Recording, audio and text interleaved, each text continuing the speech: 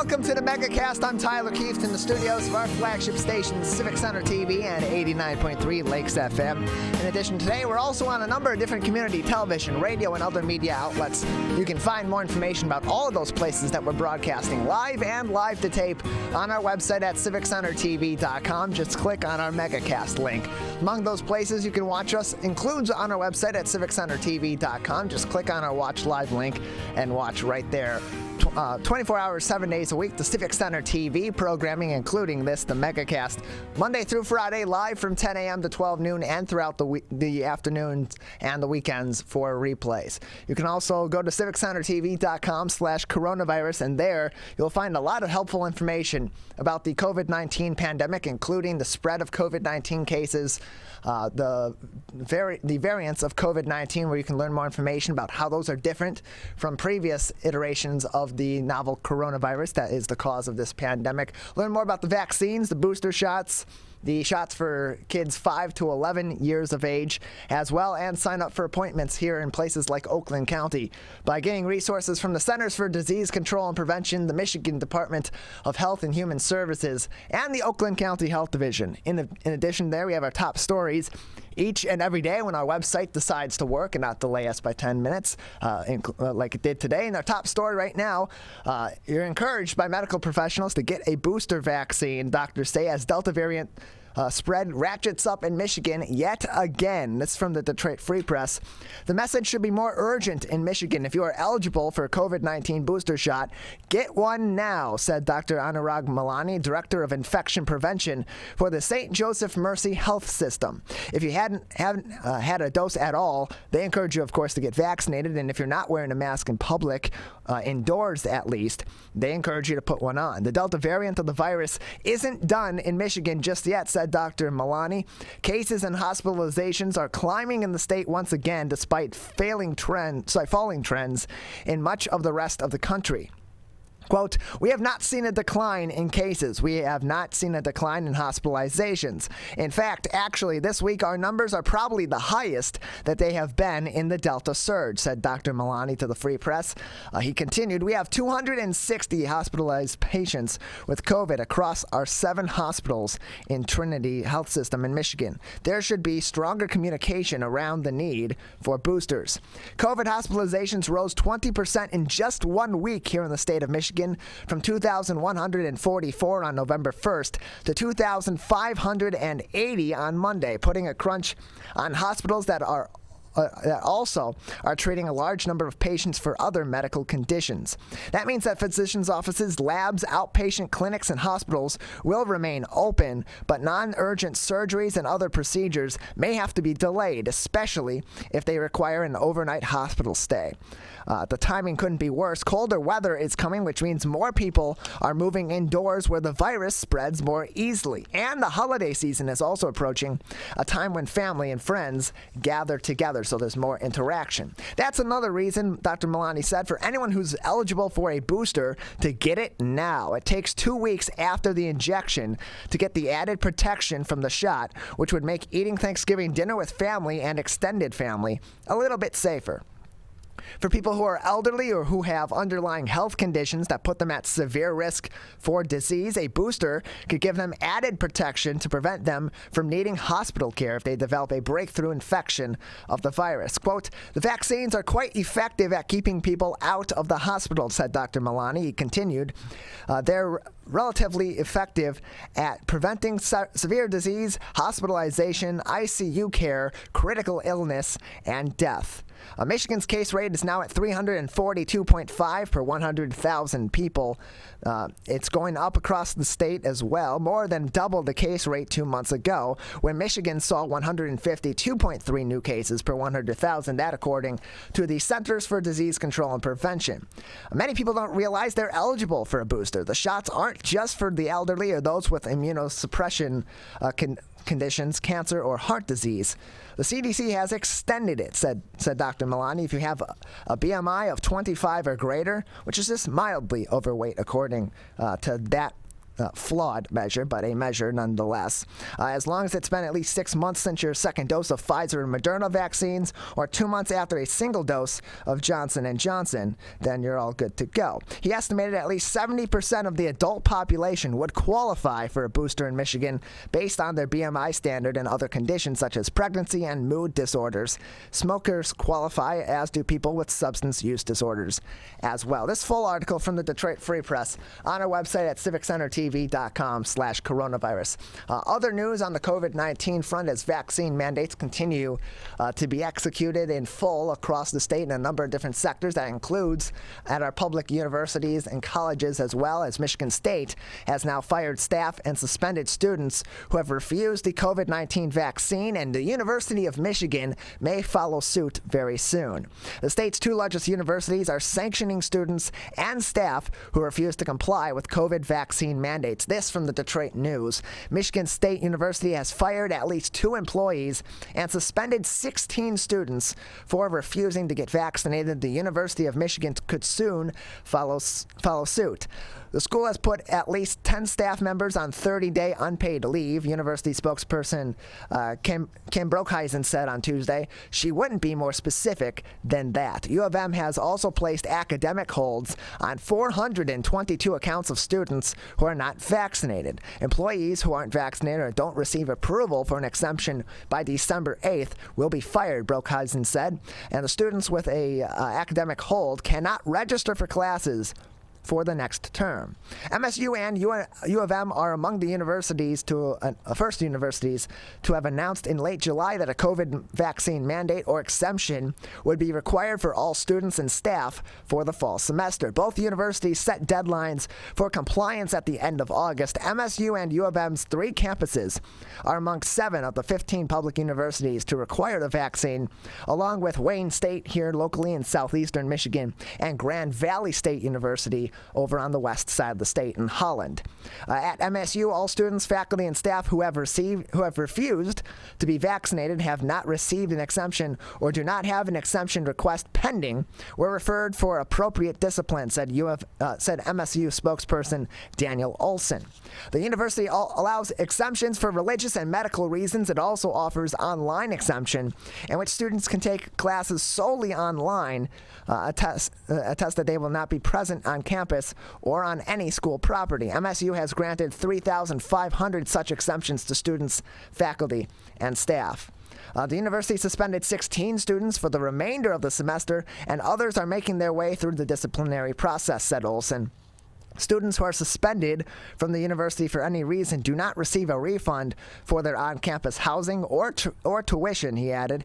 They also lose credits since they can't complete their classes. Olson also confirmed 2 employees are no longer with the university, but said he could not elaborate on the reason why. He said he could not immediately provide a total number of employees who have been fired for refusing a vaccine or obtaining an exemption. Students who are suspended can return to the university when the spring semester begins in January if they then comply with the university's COVID policies by getting vaccinated or obtaining approved religious, medical, or online exemptions, Olson said.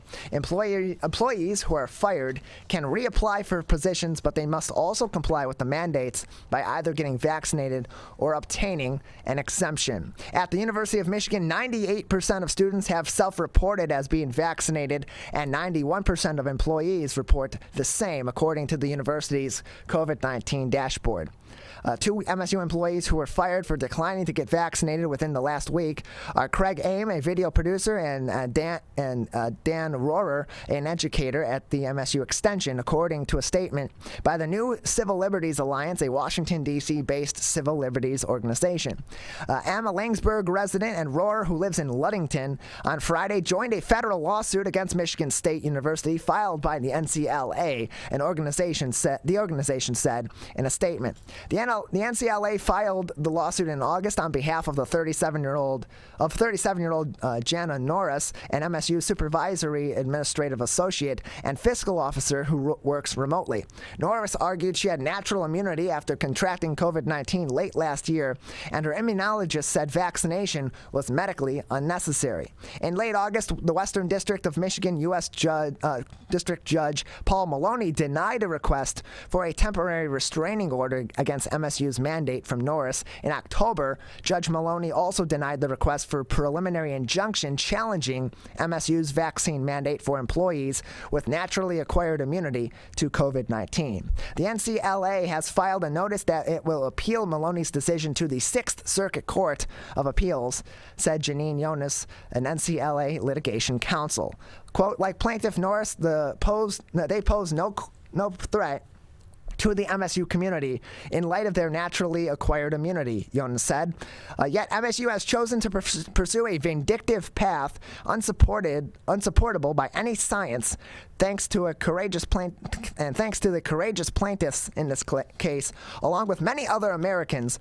We will have a chance to challenge this unconstitutional and unscientific approach in a court of law. So on one hand, this is a public university. They must comply very closely with public laws. They don't, and they may not, in this case, at least it seems like the NCLA is arguing they don't have the same legal options that a private institution or a private business would have because they are public. But on the other hand, these are public health regulations. These are public health orders, and ample time was given to comply or seek the proper exemptions, which may be why Judge Maloney and others and other judges potentially in the future may ultimately side with Michigan State University. That being said, these vaccine mandates very much in place in many areas across the state of Michigan and across the U.S. and will continue to be further enforced as time goes on, as this month, November, and into December, and as we approach the new year, is really where a lot of these benchmarks are, these deadlines are, for those in these situations of vaccine mandates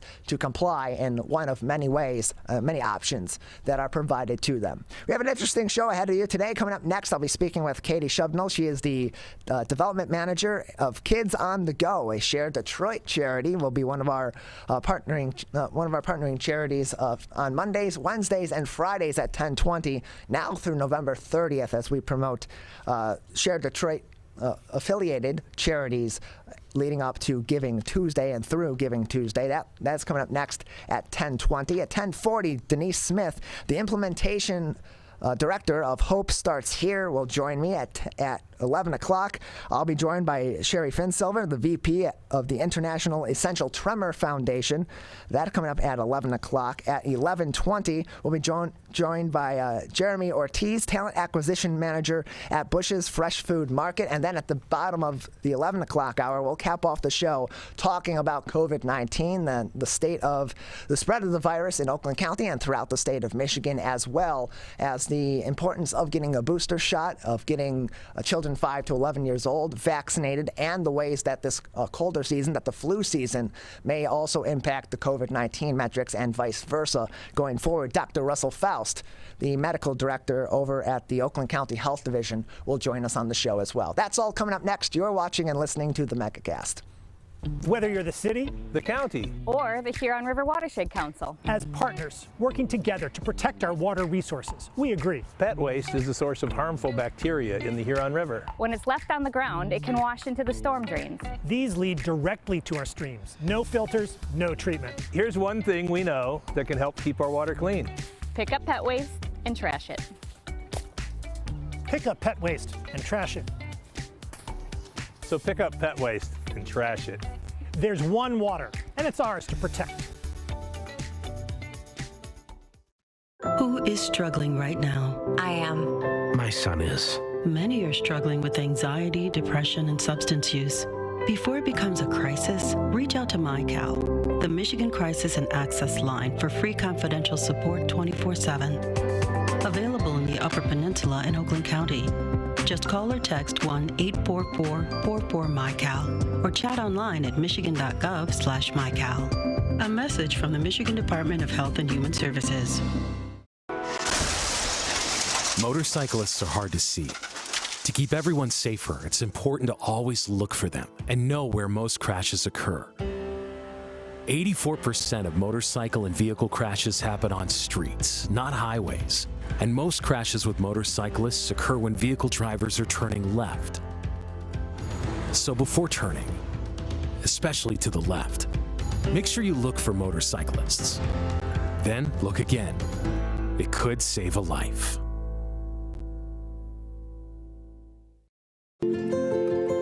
Sofia and Gabriel. Even though these old knees can't follow on your adventure to the forest today, these flowers represent my love. These stitches and threads join us together. And wherever you see a flower, a bird, a beautiful tree, know that my love is with you. Make the forest part of your story at a park near you. Find one at discovertheforest.org. 72.7% of high school students get less than the recommended 7 to 9 hours of sleep a night. This can cause pain, obesity, and can very negatively affect your mental health. When you have a consistent 7 to 9 hours of sleep every day, you get sick less often, lose more weight, and have better relationships with those around you. For more information about the dangers of sleep deprivation, go to sleepfoundation.org. This message is brought to you by the WBHS Digital Media Arts Program and 89.3 Lakes FM.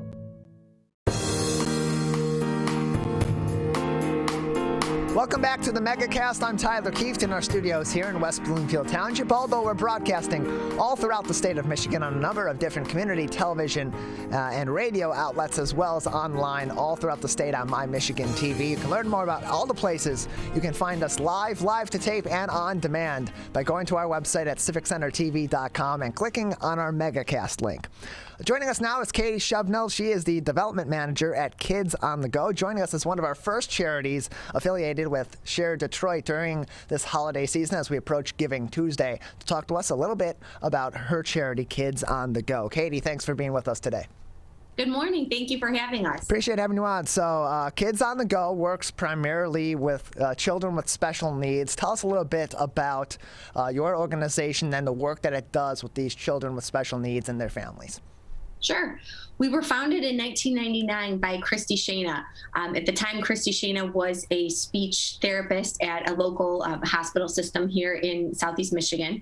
And in working with children with special needs, she saw a decline in the therapy that she had worked with them during the school year, and she saw a decline over the summer.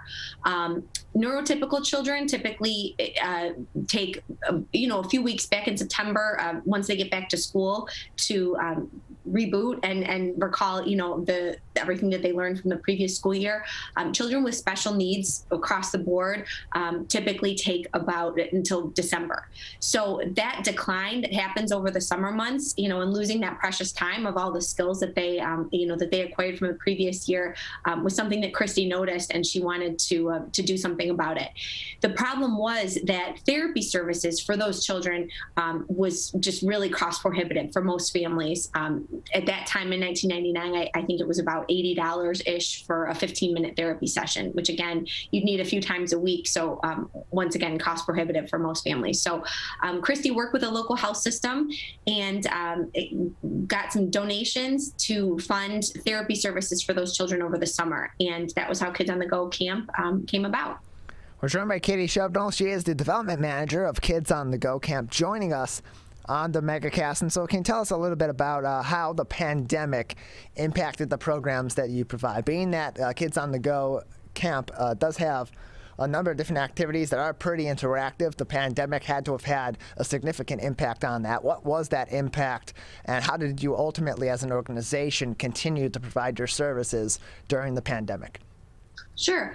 Rewinding back to March of 2020, I recall, hours after, we realized the impact and how it was going to look, getting on the phone with Christy and trying to figure out how we were going to still make this work and serve as a beacon for families who were just really lost. At that point, the school-sponsored programs for their children were closed, and it was slow to pick up on how everyone could do it, via Zoom or, remotely. So we just, turned to our donors, our very generous donors, and told them about our needs and our commitment to these children and their families to continue to provide services as it appeared some dark days were ahead of us. That spring in 2020, we had virtual programs that ran 5 days a week.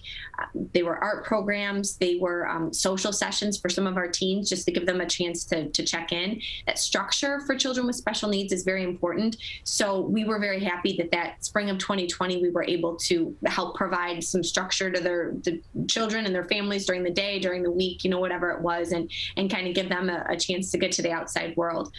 Looking ahead then for the following summer, we had several of our programs were outdoors, so we were able to mask up and have children be outdoors for some of the sports programs. We did have remote classes as well for our therapy where children worked with their parents at home but had a therapist that they worked with via Zoom. That went well. And then this year following, last summer, we were able, I think everyone got a little bit more comfortable with the precautions that needed to be in place for safe in-person sessions. So over the past year, we have met in person for the majority of our programs, while still, again, taking that precaution and the children's safety, is the greatest importance for us. So there's certainly been adjustments to our programs, but we've been able to continue to ride out and be a source for families and children with special needs.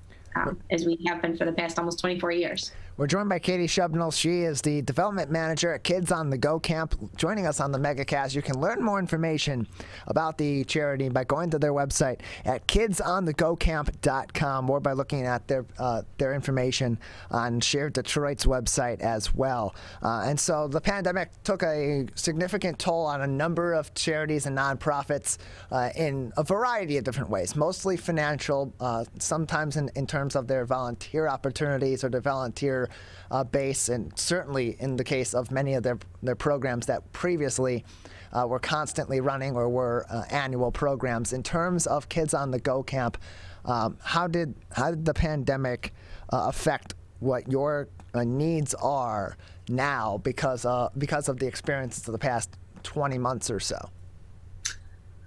I think that we just really became aware what an important resource we are to the communities that we serve. When the reality of COVID started to hit many, families, they turned to us and said, how can you help us? How can you help give our children structure? How can you keep them going with the important, therapy that they've received in school? Certainly, the other component is that our services are all free. So families who were hit, positions eliminated or, affected financially by the pandemic, I think that they really realized the value, no pun intended, of Kids on the Go, in that the programs, as long as they have a prescription from their doctor, the children were awarded scholarships courtesy of our very, very generous donors. So I think that really added to the importance of Kids on the Go and the services that we offer to the community.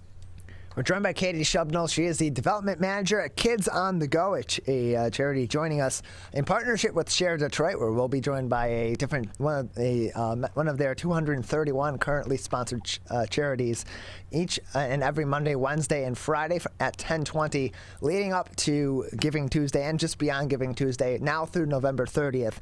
You'll be able to see those interviews Monday, Wednesday, and Fridays here on the Megacast at 10:20. And so Katie, right now at this moment in time, especially as we're approaching the holiday season and the giving season of the year, the most common giving season of the year, what are some of the key needs for your organization right now in terms of item donations or in terms of financial or volunteer donations as well? I think financially, we are very much looking forward to continuing to build our programs. Looking ahead into 2022, we really turn to the needs and let the families and the children kind of speak and determine what their interests are, and that helps determine our programs. But we're not able to do that without funds. So this year, we're excited as we look at the year-end initiative. We're really going to be showcasing our STEAM programs. That is the theme of our Giving Tuesday appeal this year. Again, showcasing the science, technology, engineering, art, and mathematics programs that we offer through Kids on the Go through after-school programs throughout the school year. And then obviously, majority of our programs do run through the summer months. So for the year-end appeal, that's our biggest need right now, is ensuring that we gain those financial, reach those financial goals to be able to continue our programs through next year. As far as volunteers, we do have a number of volunteer opportunities, primarily during the summer months for high school or college students who want to get involved.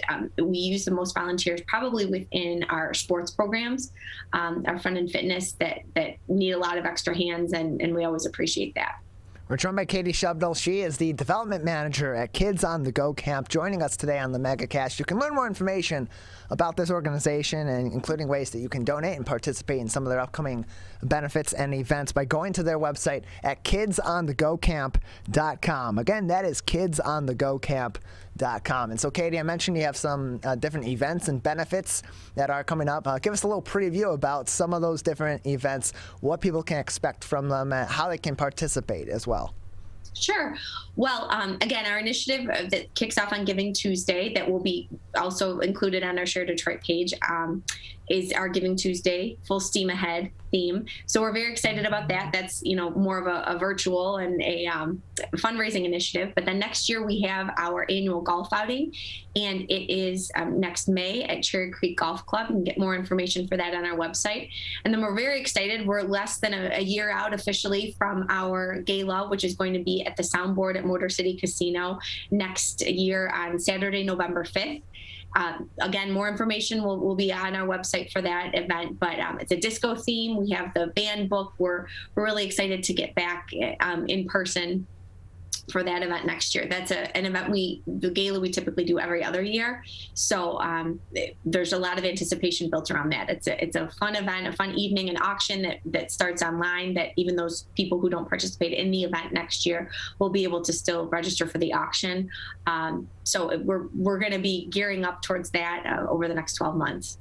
We're joined by Katie Shubnell. She is the development manager at Kids on the Go Camp, a Share Detroit sponsored charity, one of 231 that they are currently sponsoring and advertising on their website as we approach Giving Tuesday. Again, we'll be joined by a different charity supported by Share Detroit every Monday, Wednesday, and Friday on our show at 10:20 now through the end of the month of November. So you can learn more about many of the great charities and nonprofits in our local area and across the entire state of Michigan that are doing really great work supporting a lot of people and a lot of excellent programs all throughout the state of Michigan. And so, Katie, on your side of things, we've talked with Share Detroit. We talked with Jeanette Phillips earlier on in the week. We talked to them multiple times. We know what they do and how they help to direct people to these charities. From your side of things at Kids on the Go Camp, why is it important for an organization like yours to be involved with a collective like that, to be able to get the word out there about Kids on the Go Camp and all the great work that you're doing, and give an opportunity for people to both volunteer but also support the organization in other ways also? I think there's a great deal of prestige to be involved, a part of the Share Detroit platform. With us, it was really a no-brainer in terms of wanting to be listed among nonprofits, and share the good news, that the good work that we're doing and the opportunities that we have to, to give to our organization, to volunteer, to support our wish list, whatever it may be. Nowadays, I don't think you can do quite enough promotion. There's always an opportunity with nonprofits to be able to reach new audiences. And it was our goal, one of our goals, by being a part of the Share Detroit family, that we would have the chance to be able to share our work and our mission with people who we might otherwise not reach.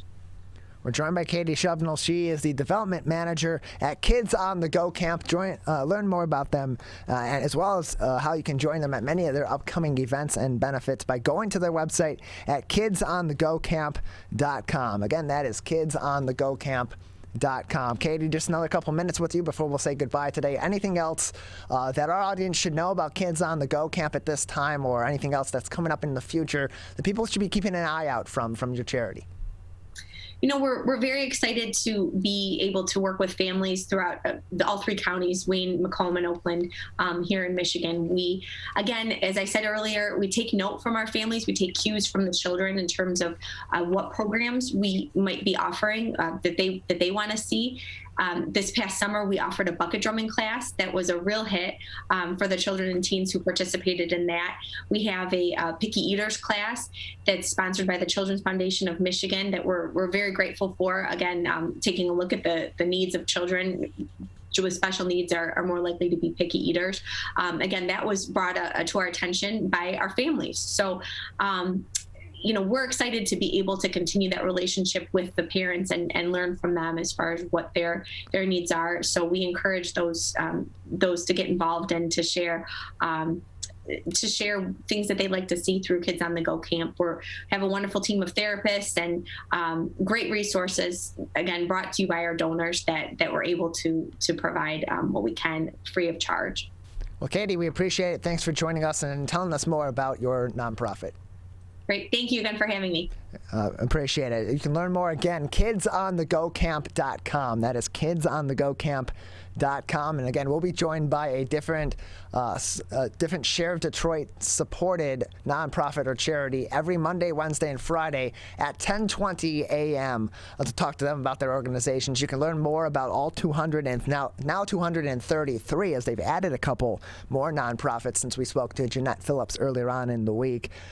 You can learn more about all 233 of their supported nonprofits, including Kids on the Go Camp, by going to Share Detroit's website at sharedetroit.org. You can learn more information about the different nonprofits and charities that are all across the state of Michigan, supported by Share Detroit, as well as find opportunities to donate both items and money to these organizations, and donate your time as well, as they have listed many of their volunteer opportunities.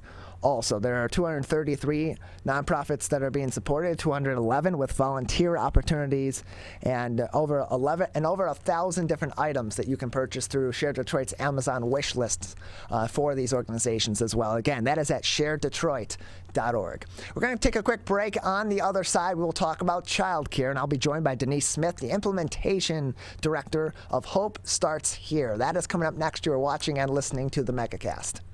Can I ask you a question? Why did you get your kids vaccinated? It was hard for them to social distance, to be isolated from their friends. I want them to get back to school and sports games. So as a pediatrician, I recommend the vaccine to everyone I know. The boys lost a former teammate and classmate who was only 20 years old. It's been a devastating year. We want to get back to normalcy. Our daughter is really looking forward to being with her friends, being a kid. It's the Great Lakes water. And so what people do ends up in our waterways. Flushable wipes are just evil. They should be thrown away. They're impossible to destroy, and they can cause significant problems. One of the main things when you're cooking is to not dump fats, oils, and greases down your drains. They stick to the sides of pipes. They stick to everything they come in contact with. Don't put it down the sink. There's one water, and it's ours to protect.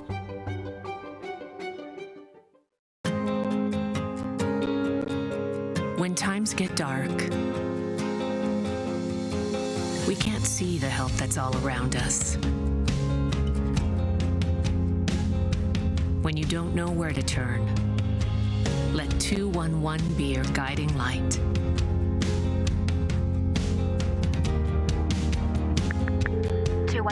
How can I help you? Our guides are ready to connect you with the help you need.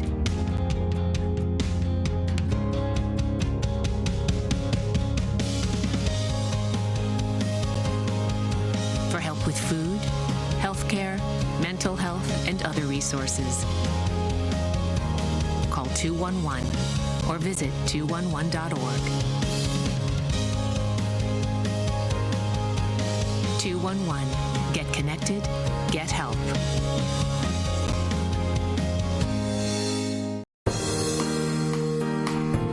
Welcome back to the Megacast. I'm Tyler Keefe, alongside our studio producer and board operator, Calvin Brown, joining me in our studio in West Bloomfield Township on the Walnut Lake Road at Green Media Center on the campus of Chico Elementary. Although we're broadcasting not just here in Oakland County, but all throughout the state of Michigan on a number of different outlets. You can learn more about each and every one of those, as well as their other regular programming beyond our 2-hour show Monday through Friday. And find us on demand by going to our website at civiccentertv.com and clicking on our Megacast link.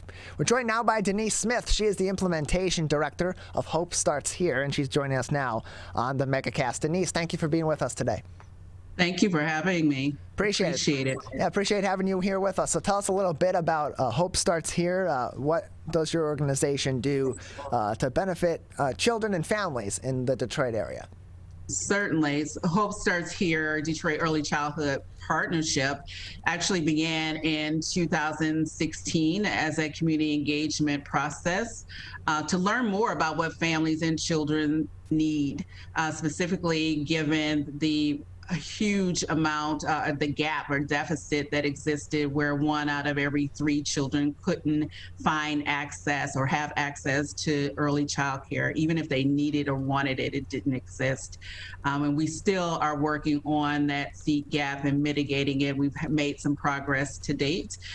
Since 2017, with the launch of our early childhood framework, we have transitioned to implementation and act as a connector of early childhood efforts in Detroit to mobilize this citywide commitment to support our youngest children and families through that common vision, coordinated implementation, collective advocacy, and this shared infrastructure. So Denise, how has the past 20 months plus this pandemic, how has that implemented the vision of Hope Starts Here, or maybe modified that or changed that or in some ways redirected it? How has that been modified? And then also, how has then the execution of your mission also been modified or been varied because of the circumstances of the COVID-19 pandemic?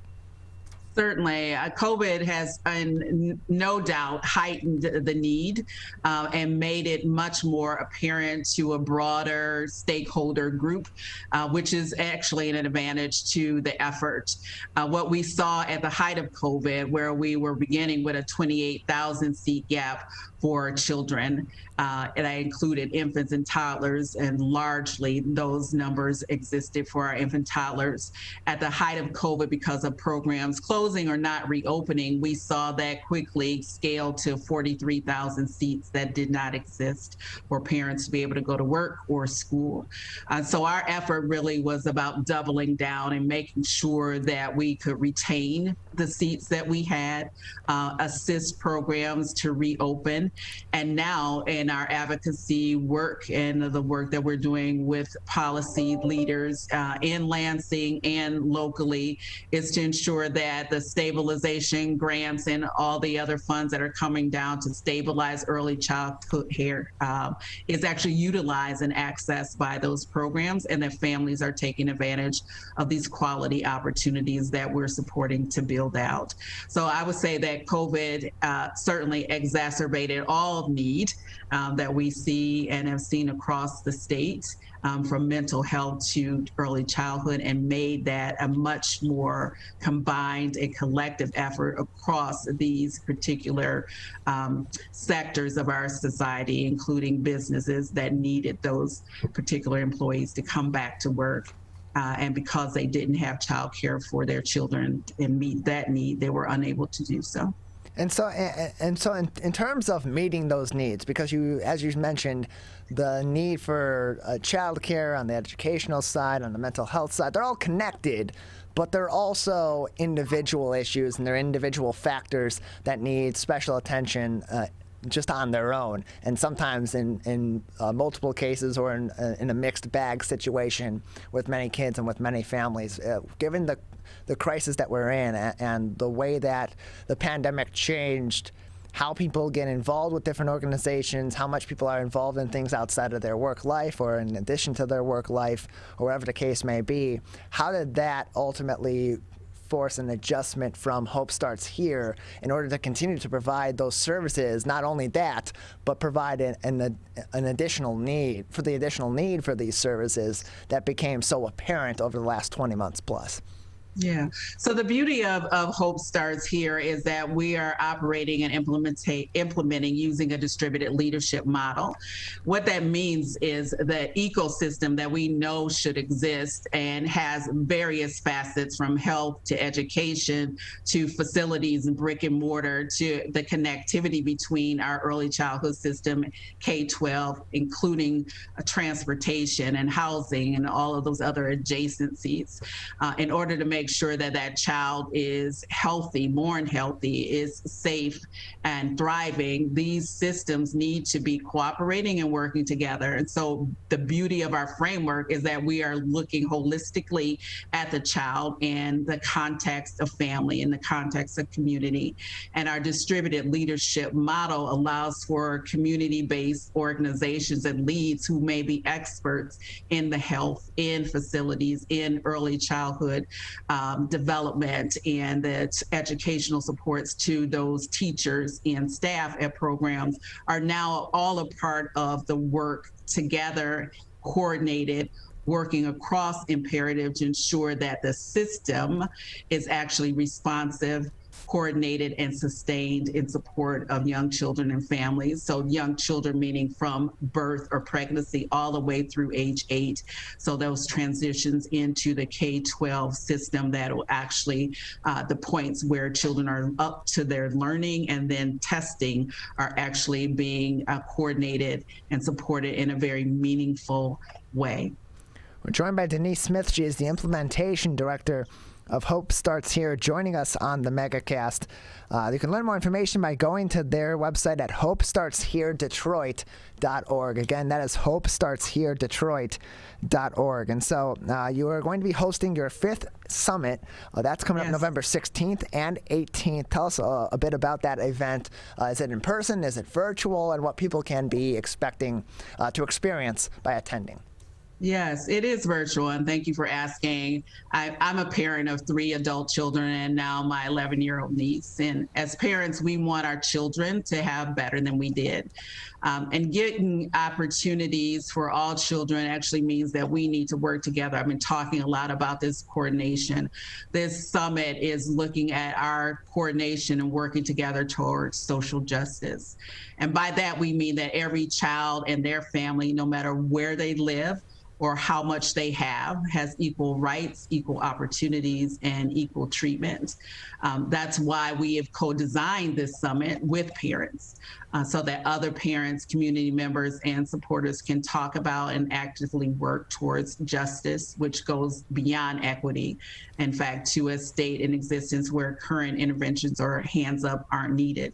So our Social Justice Summit, as you mentioned, is taking place on November 16th and 18th. It's completely virtual. We're asking that parents, community members, local organizations, our legislators and stakeholders are a part of these sessions that will be led by experts and parents. It's taking place between 5:30 and 7. In hopes that it'll be easier for folks to join after work or their other commitments during the day. And we'll also have a playlist, video stories and read alouds for children so that they can participate in an active way and allow for their parents and other adults to be actively engaged.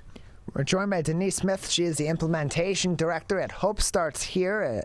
And you can learn more information about the organization by going to their website at hopestartsheredetroit.org. Again, hopestartsheredetroit.org for more information. And so at this time, given the increased need, the increased importance and emphasis that's been put on the need for quality childcare across the board, and the increased focus on equity and effectiveness of education and bridging those gaps in education. What are the key needs right now from the community, both from a financial standpoint and from volunteerism or from expertise in order to provide the services that Hope Starts Here is providing to children in the Detroit area, but also meet the increased need that has become so present over the past year and a half, 2 years that we've been dealing with this pandemic? Sure.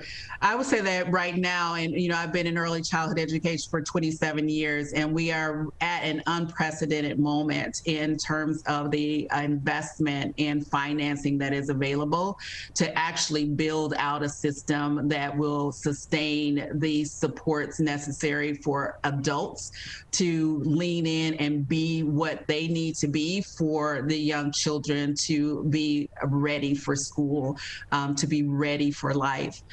We need to ensure that with the stabilization grants that are coming online for early childhood educators, that each of them is applying for this opportunity to stabilize their programs, to grow their programs, to increase the workforce that is much needed in that deficit in the early childhood field. And that the eligibility, which has been increased for families as well, meaning that more families have access to supported childcare, that families are actually applying for these supports and letting our legislators know at the end of the day that these are the right addresses to ensure that they can work and be contributing citizens to their community and setting up the next generation to do so as well. And Denise, in terms of our child care providers, what benefits can they take from being involved with an organization like yours, both in improving and expanding the quality of the services that they provide to families, and in terms of, especially now, providing the families that are their clients, that they are serving, with an increased ability to have that child care be available through employment opportunities, financial opportunities, and more? Well, one of the things I just mentioned around the stabilization grant, we are pushing out that information, providing technical assistance where needed, specifically around the tax implications of taking in those funds. So making sure that we're resourcing and providing information to providers, to parents, and to the general community around what is important and necessary to stabilize, as you just mentioned, the environment. But also through this distributed leadership, we are being very intentional in thinking about alternative pathways so that we can increase our workforce in the early childhood field, allowing for lived experiences to be acknowledged, at the same time fast tracking those particular interested providers into getting credentials, a bachelor's or a master's in early childhood education, so that those credentials and experience and intentionality of the educators in partnership with families, with parents, can allow for the supports that children truly need to become their very best selves. All of this is a part of the work that we do. Again, we are a very coordinated and an intentional network of community-based organizations and experts working to make sure that there is an ecosystem that is coordinated and responsive to need. So in that capsule, you will find supports that are specific to the health, those first 1,000 days of children, and making sure they get the screenings and immunizations that they need, to the adults and parents in their lives becoming the first teacher and best advocate for their children, to making sure that we are supporting those professionals in early childhood education to be very intentional in the things that they do for young children, including having really inspiring and incredibly informed and responsive environments in which they can do that work. And of course, if your organization has not yet applied for those Michigan Childcare Stabilization Grants and you need some assistance with that, or you want to learn more information from a trusted resource, you can learn more information about that by going to Hope Starts Here's website at hopestartsheredetroit.org. We're joined by Denise Smith, the implementation director of Hope Starts Here on the Megacast. Denise, just another couple minutes with you before we'll say goodbye today. Anything else at this time that would be important for our childcare providers or others in our community to know about the work that you're doing over at Hope Starts Here Detroit, or anything else that we haven't spoken on today?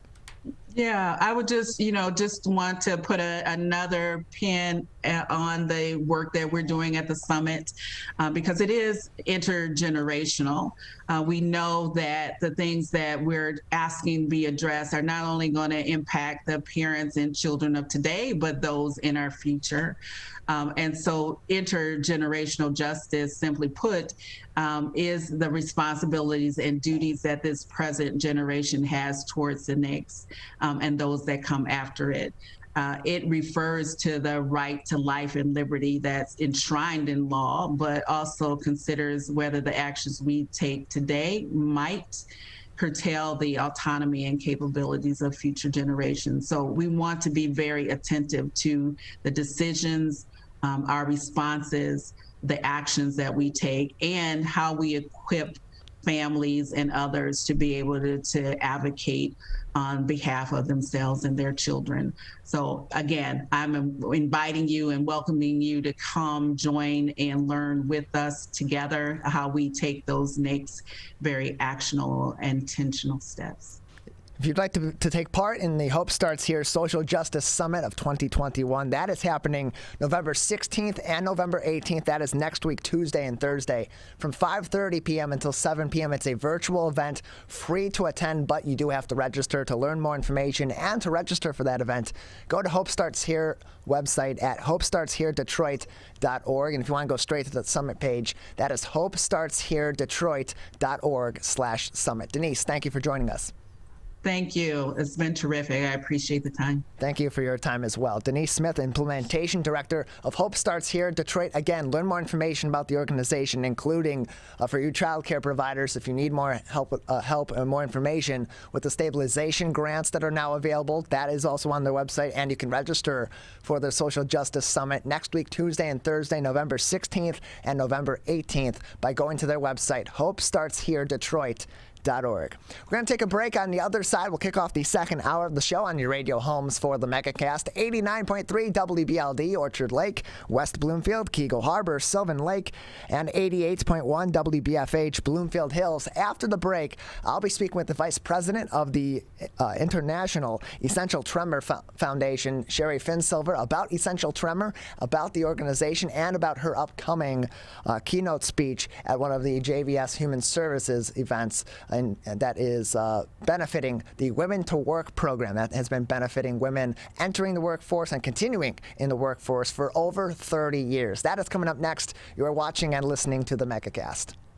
We may come from different organizations, but we work together to protect the Huron River for everyone. Neighborhood storm drains carry water directly to local creeks and streams. No filters, no treatment. Storm drains also help reduce street flooding when it rains. So clearing storm drains and the areas nearby of trash and leaves helps keep them for rain only. It is easy to do your part by adopting a storm drain. Find a storm drain, check it, and clear it every month.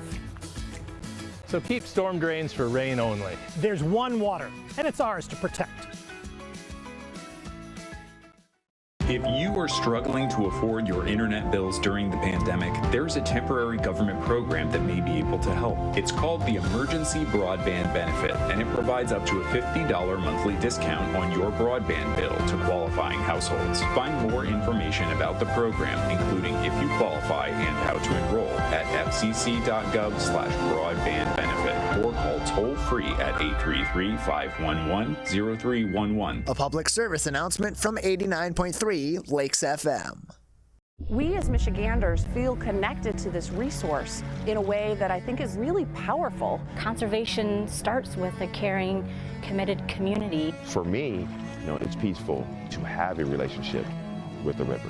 Every single one of us has a role to make sure that those waterways stay safe and healthy, being careful about what goes down the storm drain. Just even eliminating some of your single-use plastic makes a difference. There's one water, and it's ours to protect.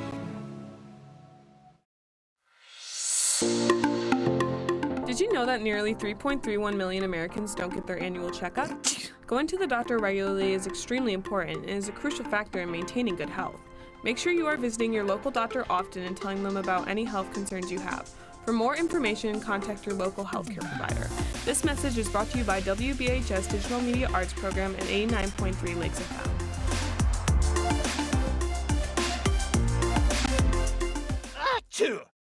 People are getting out to walk and bike in higher numbers. More vulnerable road users and higher speed traffic can be a dangerous combination. Crash severity has increased, so if you're driving, be sure to slow down and look for people. There's no need to speed. If you're biking, ride with traffic. If you're walking, avoid stepping into the road if possible. If you have to walk in the street, walk facing traffic. Learn more at walkbikedrivesafe.org. When times get dark, we can't see the help that's all around us. When you don't know where to turn, let 211 be your guiding light.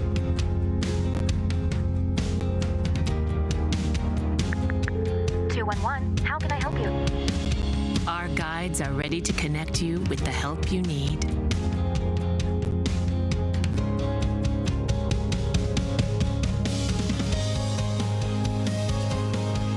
For help with food, healthcare, mental health, and other resources.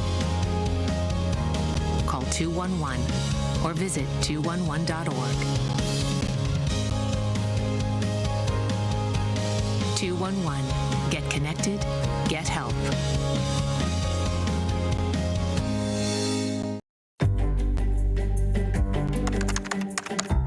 Parents do a lot of worrying. Get your kids caught up on childhood vaccines to protect them from these 14 preventable diseases, and you'll have 14 fewer things to worry about. Vaccines are safe and effective and save lives.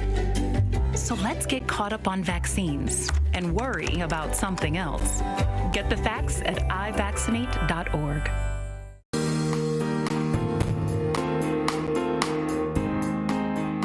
Joining us now is Sherry Finsilver. She is the VP of the International Essential Tremor Foundation and the honorary chair and keynote speaker at the JVS Human Services Trade Secrets event this year. Sherry, thanks for being with us.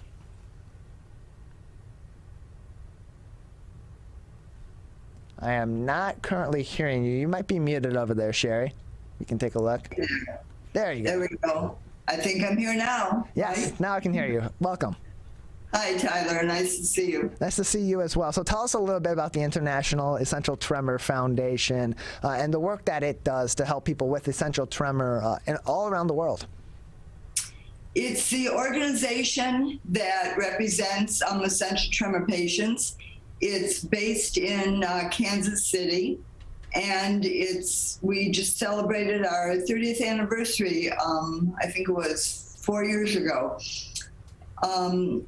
The focus of the IETF is to increase awareness of essential tremor. That's the first focus because, unfortunately, most people have never heard of essential tremor. And the second thing is to educate patients and their families about essential tremor. We put on seminars right now for the past 2 years, whatever, with COVID. Had to do a lot of online, podcasts and video meetings and things like that. But basically, we do educational seminars around the country to let people know exactly what ET is, how to diagnose it, where to get treatment. And then the third thing that's the most important is to fund research, because we're always trying to find better medications and eventually a cure for ET. So Sherry, tell us a little bit about what essential tremor or ET is, and just how common is it in the general population across the world? Sure. Essential tremor is a neurological disorder where the parts of the body, different parts of the body, just shake uncontrollably. It's the cause. They're not 100% sure of the cause, but it can affect most often the hands and arms, the head and voice, the internally. You can have it in your mouth, your lips, your tongue, your jaw, also in your legs. So it can, various parts of the body can shake. It goes from literally becoming just an embarrassment to some patients to becoming completely debilitating to other patients. Debilitating, sorry. And it's, it runs the gamut. It affects 10 million Americans, estimated to be just in the United States. It does occur worldwide. I literally was passing through in Peru once in a car and saw a woman walking on the side of the road.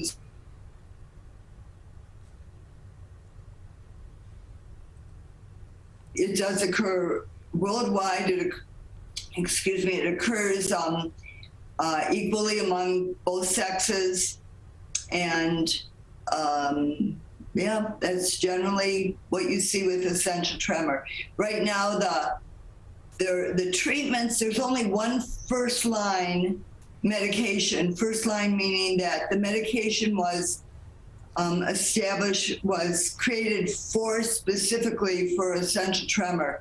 Other medications have been happenstance, like there's medications for epilepsy and for other disorders that the person was taking that medication, also had essential tremor, and saw that their tremor was decreasing. So those are not first line, but there are quite a few medications, most of which are not, they maybe help maybe 60% of the population. So they're always looking for newer, more effective medications. And then there are surgical treatments. There's deep brain stimulation surgery. There is MRI-focused ultrasound. There's some different surgical procedures that have been developed that are very effective too. We're joined by Sherry Finn-Silver. She is the Vice President of the International Essential Tremor Foundation and the Honorary Chair and Keynote Speaker at this year's JVS Human Services 13th Annual Trade Secrets event. And so, Sherry, just tell us a little bit of your story. How did you get involved with the International Essential Tremor Foundation? Well, I've had essential tremor myself since I was 11 years old. And I discovered the IETF really through my neurologist's office, and joined the IETF, and eventually became a support group leader for the state of Michigan for the Detroit area. I was had the first support group in Michigan for the IETF. Eventually, the support group was large, very large, and very active, and I was invited to join the board of the IETF and became the president. I'm currently the vice president, and I've had essential tremor almost my entire life. But I had deep brain stimulation surgery, which is the thing that just changed my life. It was, I can't even begin to describe how it changed my life. It was an incredible, fortunate experience that I had, that I was able to have that surgery. We're joined by Sherry Finn Silva. She is the Vice President of the Essential Tremor Foundation, International Essential Tremor Foundation, and you will also be the honorary chair and keynote speaker at this year's JVS Human Services annual Trade Secrets event on November 11th at the Detroit Marriott. That is going to raise funds for supporting the Women to Work program that's been helping women in need of a fresh start for a number of different reasons for over 30 years. And so, Sherry, what got you involved with this event through JVS Human Services and the Women to Work program? Well, I was asked to be the keynote speaker and the honorary chair, which really took me by surprise that I would be honored with such an incredible, it's an incredible honor. I went and met some of the women who are currently going through the Women to Work program, and it was amazing to meet these women. Their lives have been changed by this program. They believe that all the skills that have been provided to them, the self-esteem that they've helped create through this program, that it has really changed their lives. And so I feel, certainly my circumstances are very different than the Women to Work, but I feel like that I feel a kinship with the women because they also are going through something that is very traumatic for them. They've lost their jobs, or they're going back into the job field, and they need to build up their skills. They need to build up self-esteem. And this Women to Work program has really given that to them. It's an outstanding program, and these women were they were so happy. I can't even begin to tell you how grateful they were for what they've received from JVS and this program. And so give us a little bit of a preview about, because you're going to be the keynote speaker there, you're the honorary chairperson of this year's event, their 13th annual event in support of their Women to Work program at JVS that's been running for over 30 years. Give us a little bit of a preview about what you'll be talking about in your keynote speech and some of those key messages that you're hoping to get across to not only these women, but to people in our community that are supporting the Women to Work program. Sure, thank you for asking. I'm really trying to get across how we all have challenges in life. Some of the challenges you can see, and some of them you don't necessarily see the challenges that people are going through. But it's how we deal with them that's important, because we're all facing something, every one of us. And you can choose to crawl in a hole. You can choose to just stay back and not do anything about it, or you can choose to get information about whatever your challenge is and to embrace the whatever is required to help get you over those hurdles. And I'll be talking about my life story, what I've gone through, and the support that I've received, and examples of people who have also overcome very, very serious challenges, and how they chose to live their lives and what they've done with it. We're joined by Sherry Finn Silva. She is the Vice President of the International Essential Tremor Foundation, joining us on the Megacast. She will also be the honorary chairperson and a keynote speaker at JVS Human Services' upcoming 13th annual Trade Secrets event that is all in support and raising funds for their Women to Work program that's been running for over 30 years. The tickets for the event start at $150 for the online event and are available through JVS's website at jvshumanservices.org. Again, that is jvshumanservices.org, that Trade Secrets event. Tickets begin at $150. The event November 11th at the Detroit Marriott in Troy. And so, Sherry, just another couple of minutes with you before we'll say goodbye today. Anything else that you would like to say or speak about that we haven't spoken on today about the foundation, about your work with the upcoming Trade Secrets event, or anything else on your mind today? I would say that anyone with essential tremor, because most people, like I say, have never heard of it, to number one, go on essentialtremor.org That's the website of the International Essential Tremor Foundation to get all the information you would need. It's unbelievable in terms of what it provides. And you can find a neurologist, you can find, different support groups. And I think that's very important in terms of meeting other people who have the same condition. In terms of JBS, any woman who is out of the workplace for many different reasons and needs to get back into that workplace, who needs to build up their skills, who needs to build up their self-esteem in order to get back in there, go to jbshumanservices.org and find out about the Women to Work program. And anyone who's interested in coming to Trade Secrets event or to viewing it online, please go on that website and you'll find ticket information.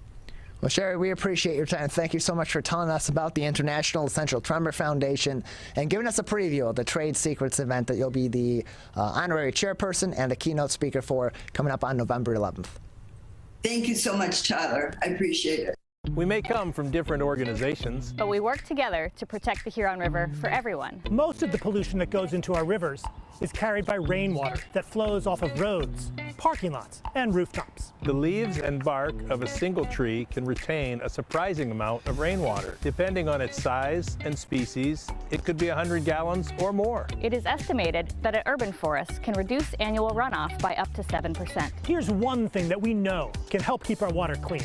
Plant a tree. Plant a tree. Plant a tree. There's one water, and it's ours to protect.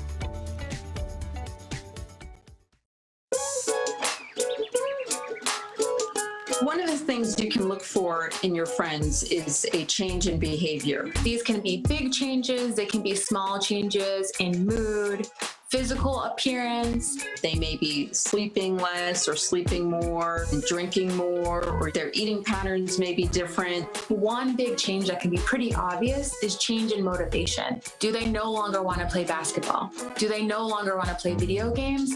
Now that we're spending more time online and in virtual settings, it's really important to pay attention to the language that your friend is using and the words they're using to communicate. So when we text our friends, are they taking longer amounts of time to respond? Are they not responding at all? You don't have to be an expert to try to recognize these signs. The second that you feel it in your gut and that you're concerned, that's the second to have the conversation and open the door to what might be going on. Today, it is easier than ever to join Michigan's Organ Donor Registry and help build a bridge of hope for organ, tissue, and eye donation. Just one person can potentially save or help improve the lives of up to 75 people.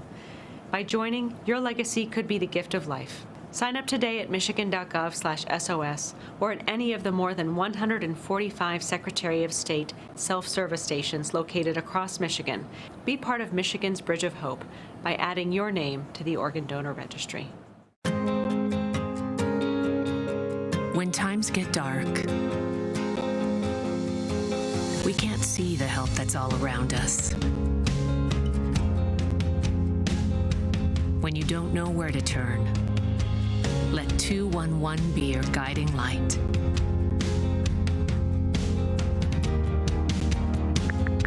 211, how can I help you?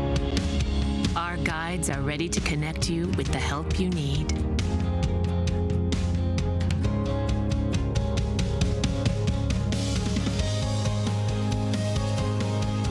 For help with food, healthcare, mental health, and other resources, call 211 or visit 211.org. 211. Get connected, get help. If you are struggling to afford your internet bills during the pandemic, there's a temporary government program that may be able to help. It's called the Emergency Broadband Benefit, and it provides up to a $50 monthly discount on your broadband bill to qualifying households. Find more information about the program, including if you qualify and how to enroll, at fcc.gov/broadbandbenefit or call toll-free at 833-511-0311. A public service announcement from 89.3 Lakes FM. Welcome back to the Megacast. I'm Tyler Keefe, alongside our studio producer and board operator Calvin Brown in our studio in West Bloomfield Township. Although we're broadcasting all throughout the state of Michigan on a number of different community television and radio outlets, as well as online. Learn more information about all these partnering stations, learn more about the show, and find all of our shows and interviews on demand by going to our website at civiccentertv.com and clicking on our Megacast link. Joining us now is Jeromie Ortiz. He is the talent acquisition manager at Busch's Fresh Food Market, and he's with us now on the Megacast. Jeromie, thanks for being with us today. Absolutely. Thank you for having me. Appreciate it. So over at Busch's Fresh Food Market, much like other retailers and a lot of other businesses throughout the state of Michigan, all around the U.S., you are looking to fill a lot of jobs at this moment in time. What sort of opportunities are available over at Busch's, and what kind of areas for people, and where in the state of Michigan are those jobs available? Yes, absolutely. Thank you for asking. We have a plethora of jobs, just like any other retailer. We're doing fairly well across the board, but we do have a significant amount of openings for full-time positions right now. Oddly enough, it's one of those things that we typically don't have an issue filling, but it's one of those things coming up to the holidays that people are looking for more things, and we have part-time that are splitting jobs right now. So full-time positions across the board are what we're trying to fill right now. And we have them open at almost every single store. We have 16 locations across Southeast Michigan. One of them in the West Bloomfield area, right off of 14 Mile. They're looking to hire roughly about 10 associates, anywhere from part-time to full-time. They even have a couple management positions open. Pay starts up to $15.50 an hour. It can go up to $25 an hour depending on the position that they're looking for. Other jobs across the area, we have a couple of corporate office positions open. One marketing coordinator position at our corporate office in Saline, which is where I'm at right now. And we also have another corporate office position for a facilities project coordinator at the Ann Arbor office, which is about 4 miles away from where I'm at, but a half a mile south of the University of Michigan football stadium, the Big House. And it's at the corporate office right above the Main Street store. But other than that, part-time jobs ranging from produce department and cashiers and guest service clerks to meat cutters and assistant department managers and department managers across all locations.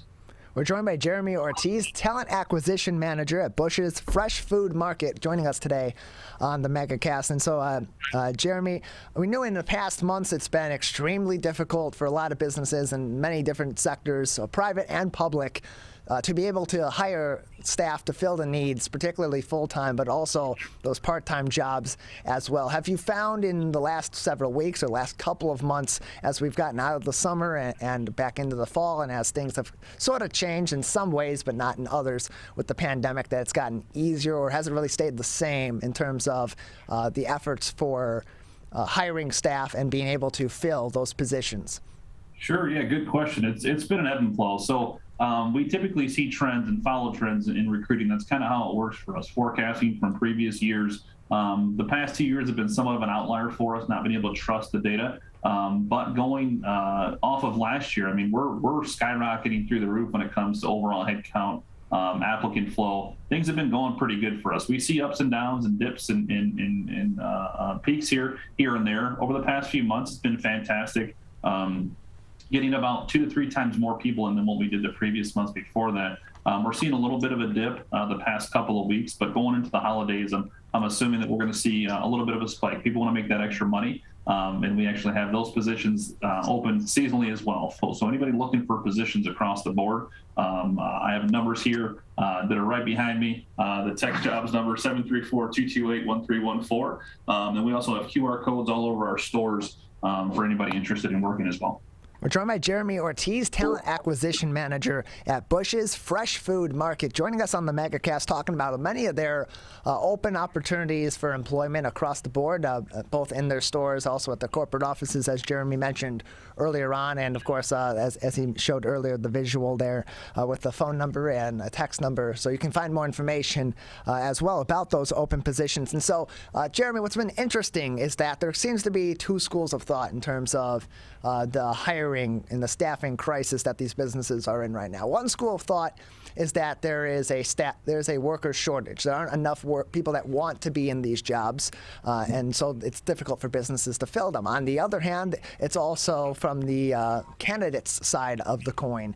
Their thought is that the opportunities there are not are either not lucrative enough, they're not in the right work environment, they're not getting the correct benefits or wages that ultimately are beneficial to them to come back into the workforce.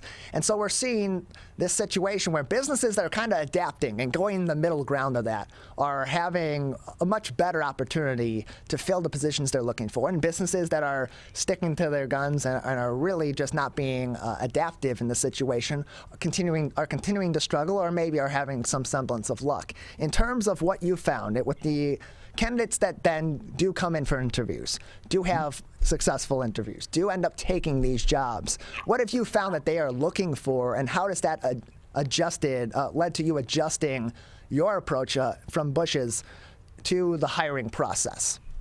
Sure. I mean, that's a great question too. Realistically, there's a lot of different things that people are choosing to take jobs or leave jobs right now. One of the biggest things that we see that our associates, the ones that are coming on board with us, they're leaving their workplace. They're leaving their culture, the bad culture. They're leaving the areas that they don't feel that they need to work anymore. They have the ability to kind of go where they'd like to and make that personal choice. It's up to them now. It's not fighting to find that job to pay those bills. They're actually looking for what they want personally for themselves or for their families. What's going to benefit them the most when it comes to pay, overall compensation with benefits and other ancillary benefits. It's going to work best for their families. And I see that, specifically in our management areas, people are leaving jobs where they're working 60, 70, sometimes 80 hours a week.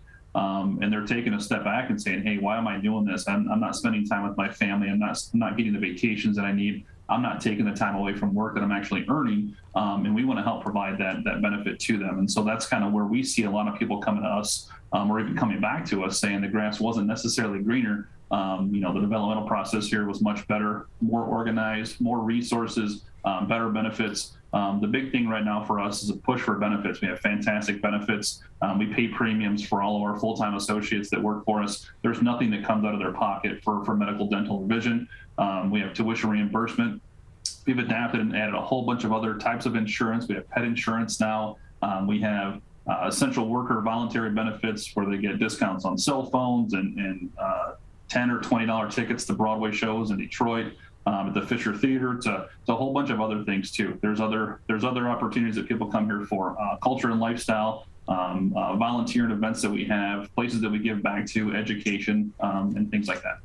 We're joined by Jeromie Ortiz, the Talent Acquisition Manager with Busch's Fresh Food Market, joining us today on the Megacast to talk about their hiring opportunities and their staffing situation at this moment in time during our continuing COVID-19 pandemic. And so, Jeromie, you mentioned earlier you have some opportunities specifically for the holiday season. I do know that Busch's has, like many different retailers and many different grocery markets, they have modified hours at this time. Will those modified hours continue through the holiday season, and how may that impact both business from your side, but also the customer side of things as we approach the holidays here in November and then in mid to late December as well?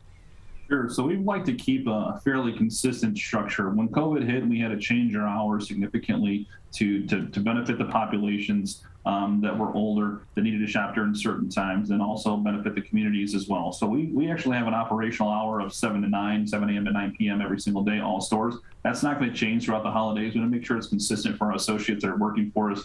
They're getting home to their families at a decent hour, then able to come into work at not 4 o'clock or 5 o'clock in the morning, drop their kids off to school, pick them up from school if they need to. But from a shopping perspective or guest perspective, we want to keep it simple. We want to make sure that it's consistent across the board. Everything that you see advertised now for Busch's in terms of operational hours is going to stay the same through the holidays. We're joined by Jeromie Ortiz, the Talent Acquisition Manager with Busch's Fresh Food Market, joining us on the Megacast.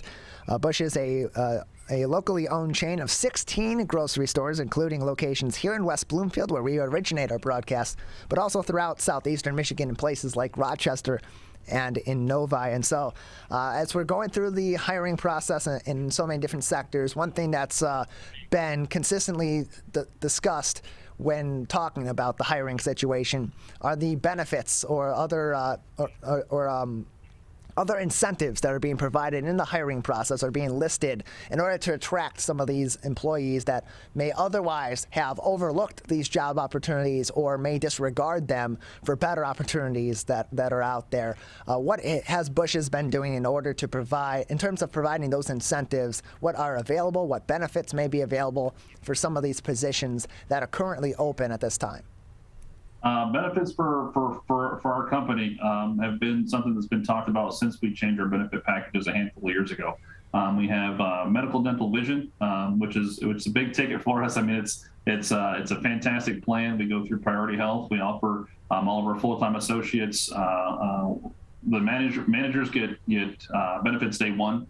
All of our full-time associates get benefits the first of the day after their 60th month, so 2 days in. That includes dental, vision, and health. The premium package that we have, we pay what we call flex dollars to all of our associates.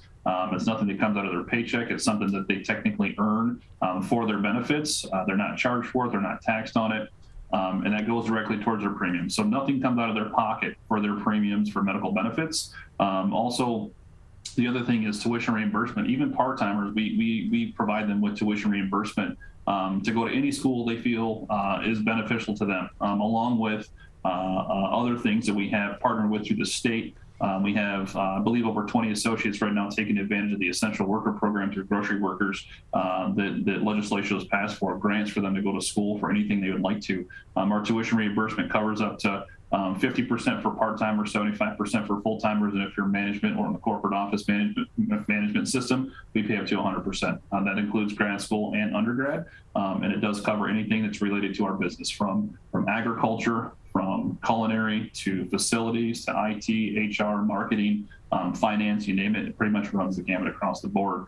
Other benefits that are key and crucial, we have matching 401k 6% to anybody that comes within our company. We have associate allowances for emergency funds. We have adoption assistance. There's a whole bunch of things that we can offer to help benefit anybody looking, part-time or full-timers that come in.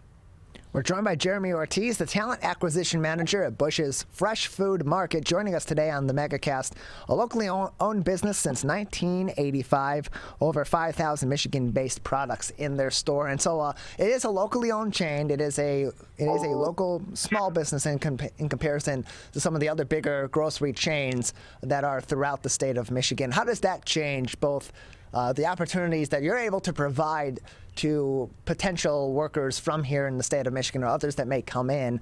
And on top of that, how does that change the work culture? How does that make it different with Busch's than it may be in some of the larger chains that people may have similar job opportunities with? I think the biggest thing that sets us apart is that we're a family-owned and privately held company. The same family owns this business that's owned it since day one. John Busch and his two brothers have been the proprietors of this business. They're still embedded into the communities that our stores are in. They're embedded into the business itself.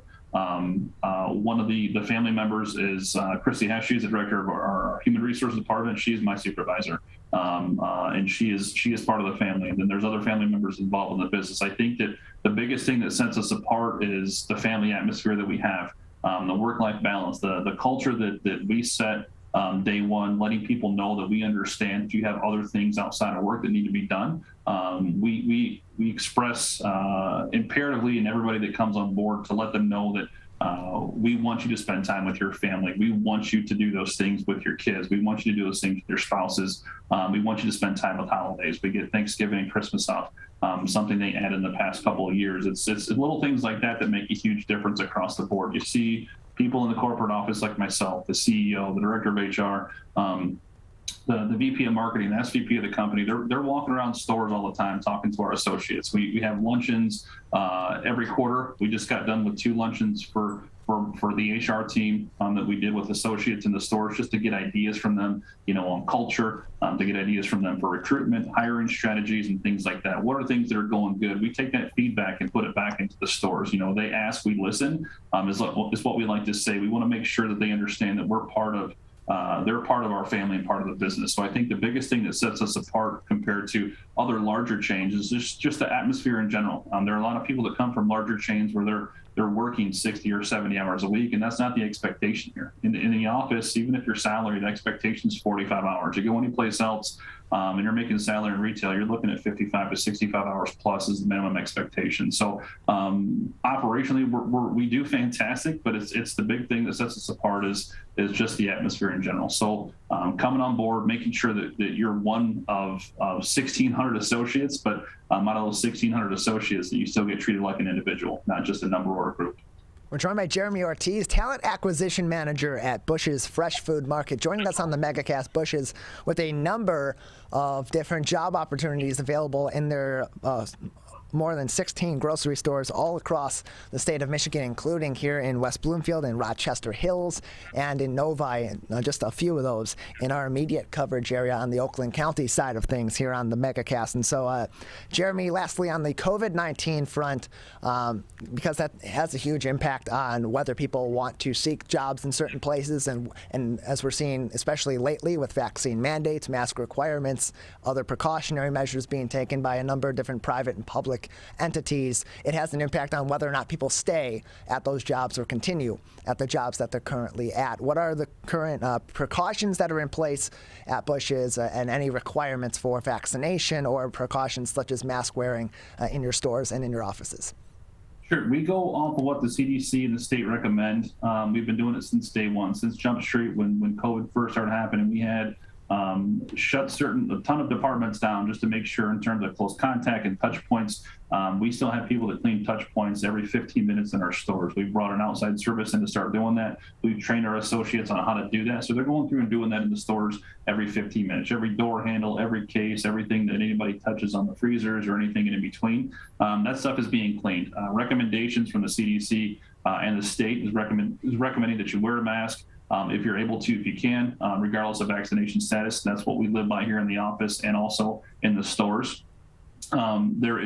We've had vaccination clinics throughout our stores over the course of the pandemic, flu vaccinations as well, and a handful of other things coming up to kind of help combat, hopefully, this helping end the pandemic as much as we possibly can. But everybody is in accordance to what CDC and state regulations are across the board in all of our stores and offices. We're joined by Jeromie Ortiz, the Talent Acquisition Manager at Busch's Fresh Food Market, with us on the Megacast. Jeromie, just another couple of minutes before we'll say goodbye today. Anything else that our audience should know, or potential employees that may be looking for jobs or looking at job opportunities with Busch's should know before we say goodbye? Absolutely. Just in finishing up the cast here, I want to thank you very much for having us on. The biggest thing is that we want everybody to know that the jobs are open to anybody. You don't need a specific background, orientation or education to work in retail. It can be a career path. It's something that we have people in our offices and in store management positions that have worked for us since clerk level positions and have graduated and been promoted into department management, store management, and even corporate office management. There are opportunities for careers. We have people that have been with our company for over 35 years. We just celebrated an anniversary dinner that we had at the Henry Ford a few weeks back, where we had over 250 associates celebrate at least 5 years with the company. A large portion of over 5 and 10 years, and then we had another roughly 75 associates that have put in 15 plus years with the company. So there are opportunities here. Regardless if you start off as part-time, there's going to be full-time opportunities in the future. It's a fantastic place to work. The culture is great. There's a lot of people ranging from 14 and 15-year-olds all the way up to 70s and 80s that work for us. So there's quite an array of people. There's a lot of fantastic personalities and people that you meet. The environments are clean and safe. We put emphasis on making sure that people feel the way they should feel at home at our stores. And that includes our guests that come in and shop. And just to let everybody know, the West Bloomfield store is finishing up their remodel here within the next month or so. It's adding more square footage, new lighting, new sanitary precautions, new bunkers, new cases. Everything that you see in that store now is going to be completely done. We have one more store left out of the 16 that we've had. We've remodeled most of them the past few years. We put Starbucks into them, so we have Starbucks opportunities across the board in 5 of our locations. And we have apprenticeships available for meat cutters. And then we have developmental programs from assistant to department managers across the board. Outside of that, like I said, we want to say thank you for having us on. But if people are interested in applying, there's a few different ways. You can text the word jobs to 734-228-1314. We also have QR codes in our stores, on the doors, and up front. We periodically have open hiring events for scheduled interviews. We have job fairs and things like that throughout the year. And then lastly, the website is www.bushes.com/join our team. That's our careers page. It'll show you all the openings that we have across the 16 locations in Southeast Michigan. Well, Jeremy, we appreciate your time. Thanks for joining us today. Thank you so much. Have a good day. You as well. We're going to take a quick break. On the other side, we'll be joined by Oakland County Health Division's Medical Director, Dr. Russell Faust, to talk about the state of COVID-19 in Oakland County and throughout the state of Michigan, vaccinations, the flu season, and more. That is coming up next. You're watching and listening to the Megacast. If you are struggling to afford your internet bills during the pandemic, there's a temporary government program that may be able to help. It's called the Emergency Broadband Benefit, and it provides up to a $50 monthly discount on your broadband bill to qualifying households. Find more information about the program, including if you qualify and how to enroll, at fcc.gov/broadbandbenefit, or call toll-free at 833-511-0311. A public service announcement from 89.3 Lakes FM.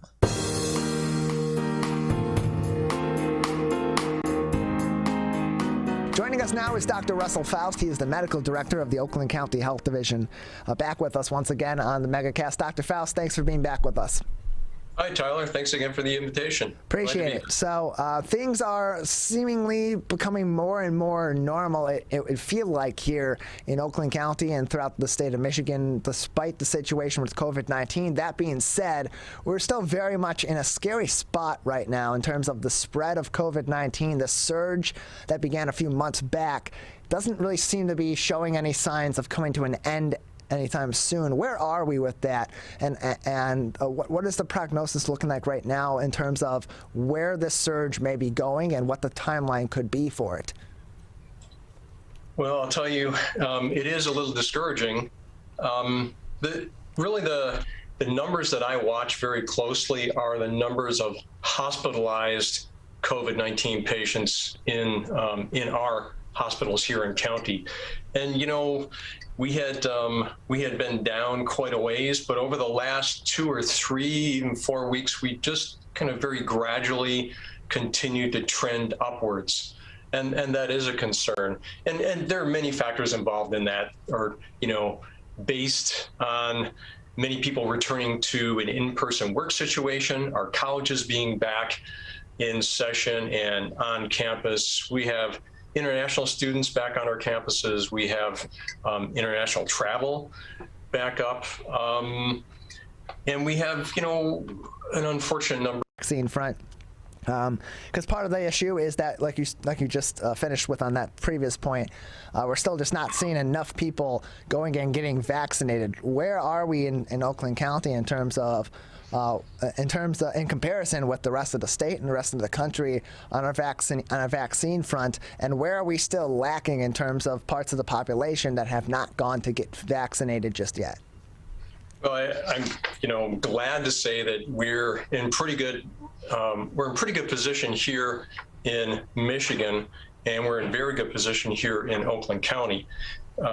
So we can be very happy about our seniors. We're at 90% vaccinated in 65 and over. So that's great news.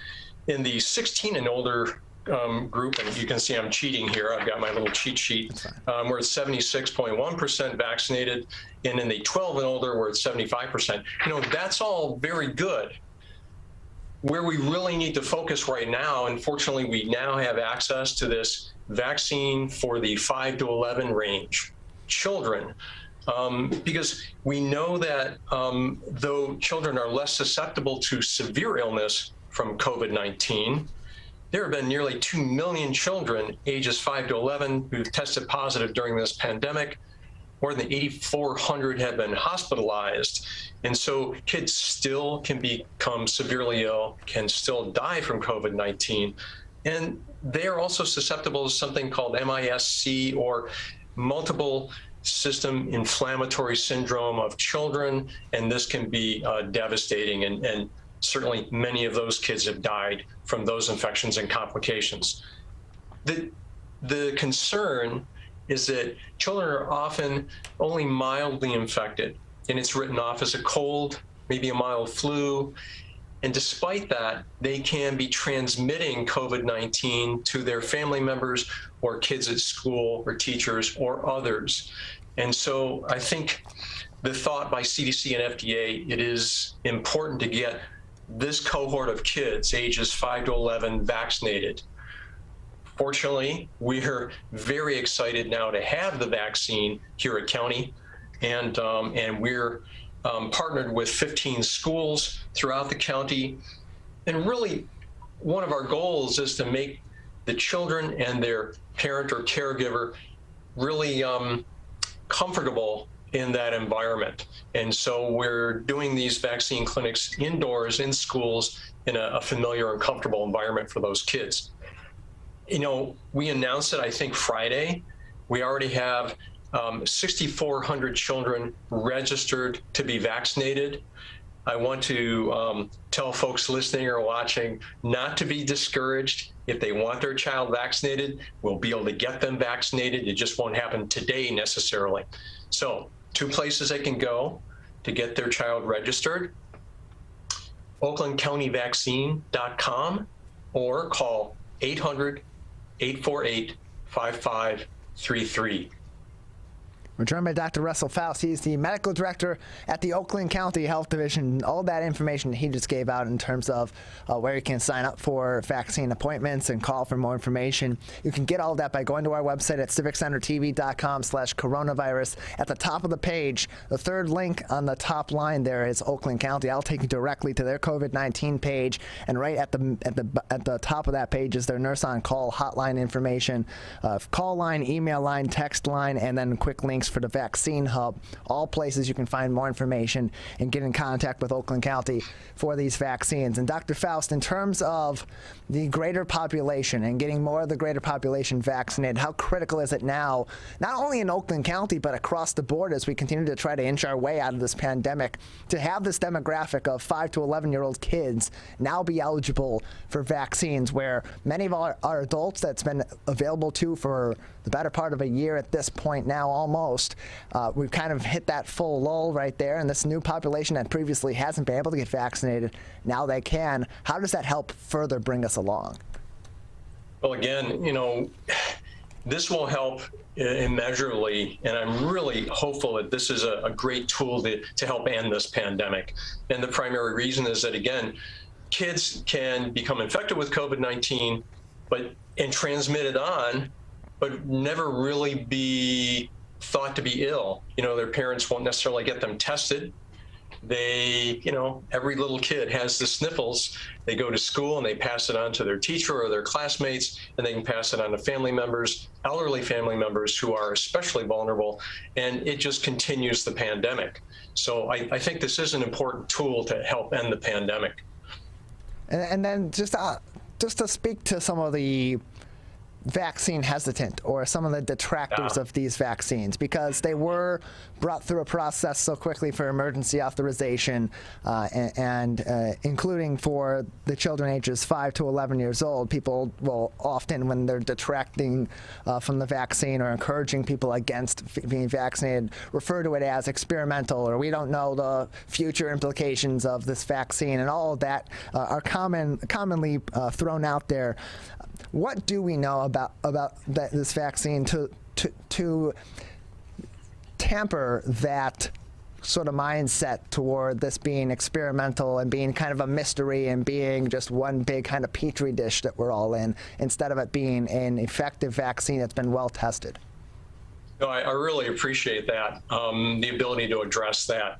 So let me focus on the time to market of these mRNA vaccines. You know, prior to the mRNA vaccines, Pfizer and Moderna vaccines, the record from start of development to end in clinical availability, the record shortest time was 4 years. These vaccines were available from the start of development to the end in clinical application in 11 months, so basically 1 year. And everybody says, you know, that's evidence of cutting corners.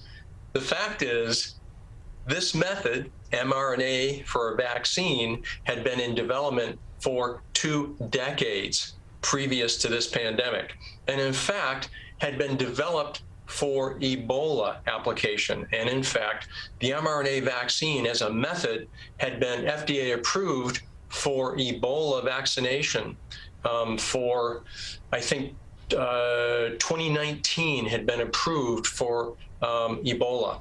So these were well developed.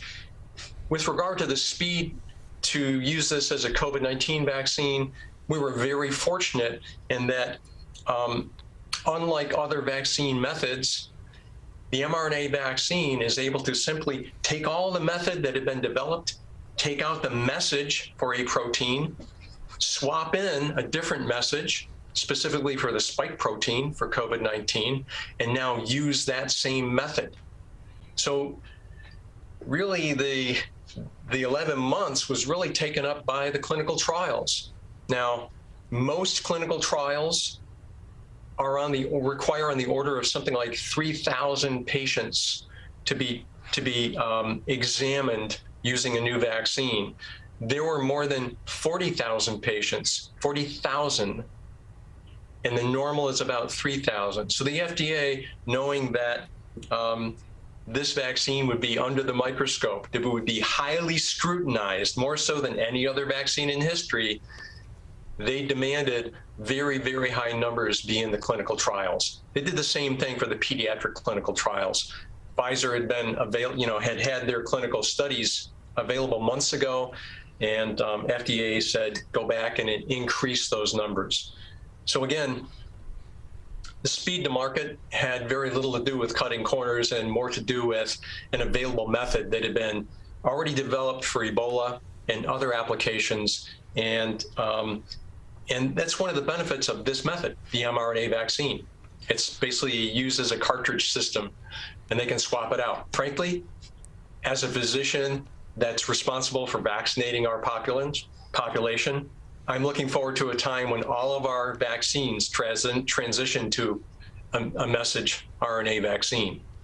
We're joined by Dr. Russell Faust. He is the medical director of the Oakland County Health Division, joining us on the Megacast. And just to continue on, to address another concern that often comes up with people that are either hesitant to get vaccinated or are against getting vaccinated against COVID-19, they bring up the waning immunity from these mRNA vaccines over time, the need for booster shots or the suggestion for booster shots down the line, and the ability for people to still get infected and test positive for COVID-19, and then bring up the question often of, well, if you can still get infected with COVID-19, if this doesn't give you full protection going forward or it wanes over time, why should I get the vaccine? Can you address that kind of mindset as well, both the flaws in it and why, despite that being the case, these vaccines still can provide such ample protections against COVID-19? Great questions. Let's start by saying the simple fact that no vaccine is 100% effective. No vaccine in history has been 100% effective. These vaccines, in fact, in the short term, a year or less, have been close to 100% effective, well over 90% for people who are fully vaccinated. What we know about the COVID-19 infection as well as vaccination state is we know the immunology, our immune system's effect against this virus wanes over time. And that's true of the so-called natural immunity that is becoming infected with COVID-19 or the vaccine immunity. Early studies about a year ago demonstrated that natural immunity waned fairly rapidly, somewhere in the order of 3 to 5 months. Vaccine immunity lasts longer, but despite that, as they go back and look at antibody titers, clearly there is some diminution, there's some loss of immunity.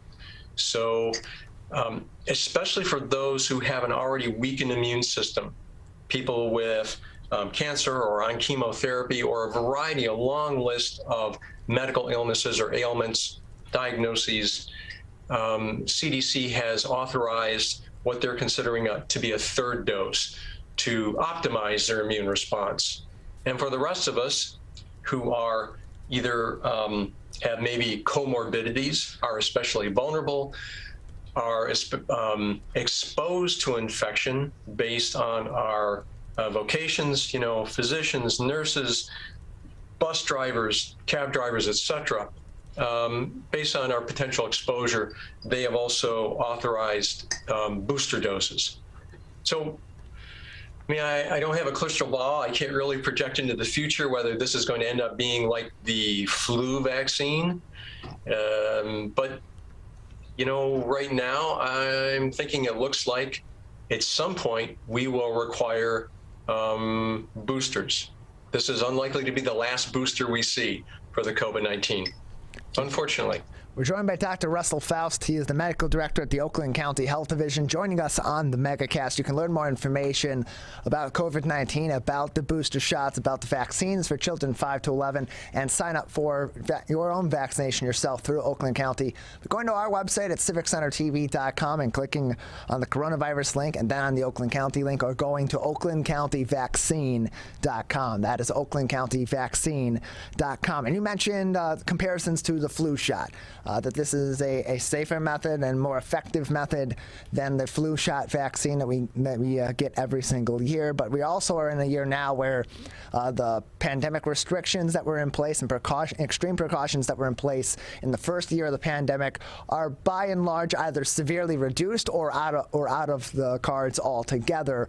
That's reopening the possibility of a resurgence of the flu, a seasonal flu, this year in comparison to last year. How much more important does that then make continuing these precautions and not only getting vaccinated against COVID-19, but also the seasonal flu in 2021?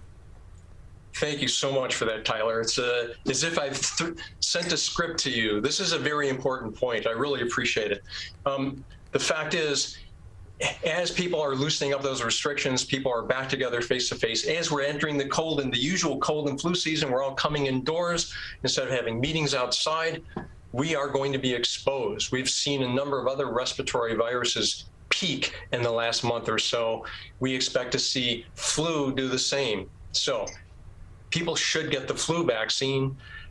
There's no reason not to get your booster or your first or second dose, if it's that, of the COVID-19 vaccine at the same time. You can get them at the same day, simultaneously. Just go ahead and get those. The big reason is this. If you happen to get co-infected with influenza, flu, and COVID-19, your risk of death is more than 6.5 times greater than if you're just infected with flu or just infected with COVID-19. This is a big reason to do this, and it's regardless of your age. I want to say a little bit about flu because this is one of the myths that's circulating on social media. I keep hearing that COVID-19 is no different from flu for kids. And the fact is, children with COVID are hospitalized at about the same rate as children with flu. But when children are hospitalized with COVID, they are much more likely to require ICU care and much more likely to require intubation and ventilation compared to kids hospitalized with flu. And note that the COVID-19 vaccine is safer and it's much more effective. I wish the flu vaccine were 90 to 100% effective. It's just not. So I think this is a great vaccine. We're joined by Dr. Russell Faust, the medical director at the Oakland County Health Division, joining us on the Megacast on your radio homes for the show, 89.3 WBLD Orchard Lake and 88.1 WBFH Bloomfield Hills. So Dr. Faust, just another few minutes with you before we'll say goodbye today. Anything else that would be important for our audience to know on the COVID front, on the flu front, or other public health information at this time from Oakland County? Yes, and we're very grateful and excited to be not only here in Michigan, but here in Oakland County and be able to provide these vaccines for everybody's kids. Don't give up hope. Don't be frustrated. Get vaccinated. And again, thanks so much, Tyler. Big thank you to Dr. Faust and all of our guests for joining us on today's edition of the Megacast. You can view all of our full shows and interviews online on demand, civiccentertv.com/Megacast. While you're there, head over to our coronavirus link and learn more information about COVID-19 as time goes on from the CDC, the MDHHS, and the Oakland County Health Division. Big thank you to Calvin Brown, our studio producer and board operator, Jared Clark over at our Motown offices in Troy for our Zoom producing today, Larry Nyland, our booking producer, and then Maddie Mestian at Master Control helping us get on and off of the air today. Coming up on Civic Center TV, it is The Splash, and on my mind, it is Steve Lato Live. We'll be back tomorrow at 10 a.m.